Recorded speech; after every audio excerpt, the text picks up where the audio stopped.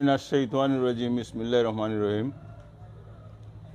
আমার বাদেবাসা ইউনিয়নের সর্বস্তরের জনগণ, মা বোন, খালা যারা আছে সবাইকে আমার আসসালামু আলাইকুম। আমি আজকেই 11:30টার ফ্লাইটে লন্ডন থেকে সিলেটে এসে নেমে আপনাদের দরবারে এসেই দেখলাম যে আমাকে যারা বাদেবাসা ইউনিয়নের যারা যুবক যারা আমাকে অভিনন্দন জানানোর জন্য মোটরসাইকেল নিয়ে চন্দরপুরে আরোহণ করেছে। তখনই আমার মনে হয়েছে যে আমি আমার জীবন দিয়েও আমি তাদের এই ঋণ শোধ করতে পারবো না। তারা যে আজকে যে অভিনন্দন দিয়ে আমাকে অভিনন্দিত করেছে।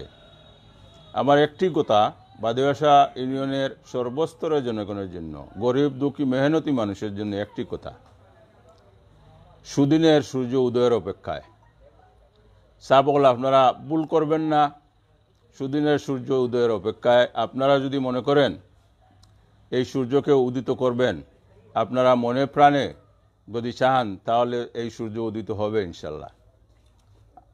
প্রতি 5 বছর পর পর নির্বাচন আসে, আপনারা দেখেছেন নির্বাচিত হয়েছেন অনেক। আমি বলবো না ওনারা খারাপ করেছে, কিন্তু ওনারা কাজ করেছে, যতটুকু কাজ করা ওনারা করতে পারে নাই।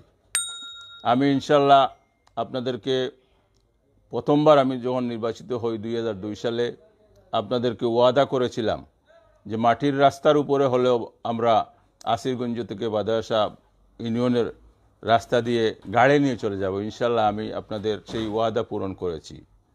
এখন আমার বাদেবাসা ইউনিয়নের মেহনতি মানুষের জন্য আমার যে উদ্দেশ্য, যেটা আমি প্রতিটি গ্রামে কুটির শিল্পের ব্যবস্থা করব, যেখানে অন্ততপক্ষে আমাকে 20,000 মানুষ ভোট দেওয়ার প্রয়োজন নাই। আমি যদি 200 মানুষকে স্বাবলম্বী করে তুলতে পারি, আমি মনে করব যে আমার জীবন সার্থক হবে ইনশাল্লাহ।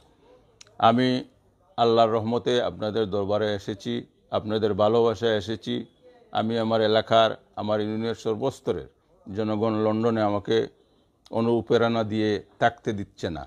তাই আমি তাদের উদ্দেশ্যে একটি কথা বলবো। আমি তাদেরকে বলেও আসছি যে এইভাবে অনুপ্রেরণা দিয়ে আগামীতেও ভবিষ্যতেও যেন আপনারা, আমি আজকে আসি কালকে না থাকতে পারি, ভবিষ্যতে আরও 2-1জনকে আপনারা প্রতিনিধিত্ব করার জন্য সৃষ্টি করবেন। তাহলে আমাদের এই বাদেবাসা ইউনিয়নের মানুষ সব সময় সুখী স্বাচ্ছন্দ্য জীবনযাপন করবেন।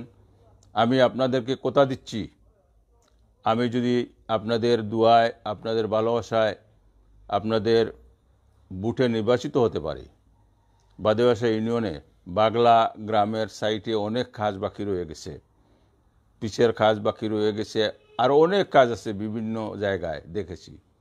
আমি চেষ্টা করব সরকারের পক্ষ থেকে যতদূর পারি অনুদান নিয়ে আসবো। যদি সরকারের পক্ষ থেকে নাও নিতে পারি, আমি আমার সহায় সম্বল বিক্রি করে আল্লাহর রহমতে বাদেবাসা ইউনিয়নের কাজ সমাপ্ত করে দিব ইনশাল্লাহ। তারপরেও যদি আমি কুলাইতে না পারি, আমি ইনশাল্লাহ আপনার দরবারে ভিক্ষার ঝুলি নিয়ে আমি সবার সামনে যাব, সবার কাছ থেকে ভিক্ষা করেও আমি আমার ইনশাল্লাহ আমি বাদেবাসা ইউনিয়নের মানুষের সর্বস্তরের কার্যক্রম, রাস্তাঘাটের কার্যক্রম, রাস্তাঘাটের উন্নয়ন করে আমি যাব ইনশাল্লাহ। আমি চাই আপনাদের সাথে আমার মৃত্যু হোক, আপনাদের কাছে আমি সবসময় থাকার জন্য চেষ্টা করতেছি।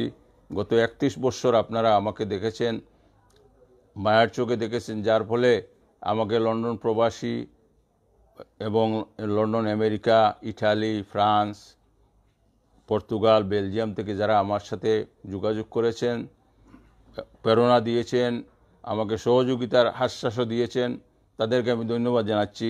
এবং তাদের সকলের প্রচেষ্টায়, সকলের আদেশ পালন করার জন্য আমি হাসি মুখে মৃত্যুবরণ করতে রাজি আছি। এতে আমার কোনো অসুবিধা নেই। সাবকল আপনারা আমাকে মায়া করবেন। আগামী দিন আপনাদের সবার দুয়ারে আমি আসতেছি। যদিও আমি আজকে সবার দুয়ারে যাইতে পারি নাই, আজকে প্রথম দিন। আমি ইনশাল্লাহ আমার সাথে যারা আছেন, কুশেদ শো, আমার কায়ুম শো, আমার লায়েক শো যারা আছে, সবাইকে আমি ধন্যবাদ জানাচ্ছি। আমার আহমদ, আরও অনেকে আজকে যারা অনেক কষ্ট করেছে, সাংবাদিক ভাইয়েরাও এসেছেন, তারাও কষ্ট করতেছেন। সবাইকে আমি ধন্যবাদ জানাচ্ছি আমার বাদেওয়াসা ইউনিয়নের পক্ষ থেকে। আমি জানি আরও দুইজন প্রতিদ্বন্দ্বী কম বয়স্ক এসেছেন, তাদেরকেও আমি ধন্যবাদ জানাই, তাদের সাহসের জন্য আমি ধন্যবাদ জানাই। কারণ এই বয়সে চেয়ারম্যান হওয়ার যোগ্যতম কিছু কারণ থাকা দরকার আছে।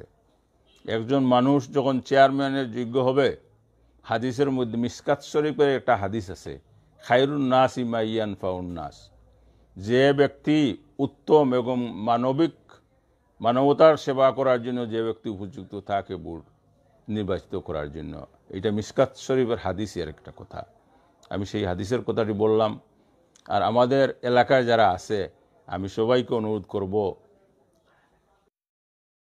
একটা কথা, যে হুব্বুল ওয়াতানে মিনাল ইমান, দেশপ্রেম ইমানের অঙ্গ। আপনারা দেশপ্রেমের প্রতি সবসময় শ্রদ্ধা রাখবেন, আমিও দেশপ্রেমের প্রতি শ্রদ্ধা রাখবো। ইনশাল্লাহ আগামী দিনেও আপনারা দেশপ্রেমে উদ্বুদ্ধ হয়ে দেশের মানুষকে নিয়ে দেশের পক্ষ থেকে একজন আপনারা নির্বাচিত করবেন, যাতে এই দেশের এই ইউনিয়নের উন্নয়ন হয়।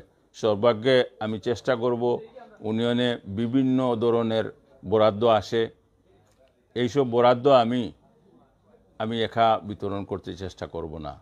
আপনারা জানেন একটা কথা আছে, মাঝি ছাড়া নাও আর মুরব্বী ছাড়া গাও, এটা হতে পারে না।